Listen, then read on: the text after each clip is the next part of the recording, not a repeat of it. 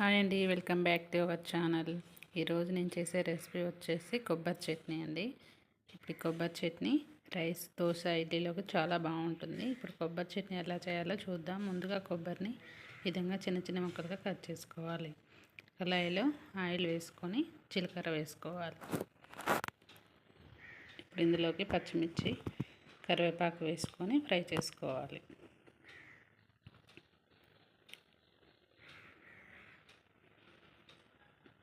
అలాగే ఇప్పుడు ఇందులోకి కట్ చేసి పెట్టుకున్న కొబ్బరి ముక్కలు వేసుకొని ఫ్రై చేసుకోవాలి.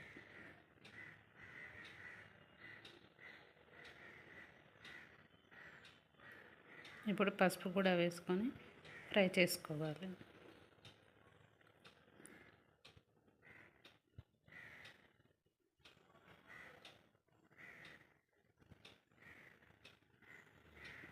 ఇప్పుడు చల్లారాక మిక్సీ జార్లో తీసుకొని ఉప్పు, చింతపండు వేసుకొని మిక్సీ పట్టుకోవాలి.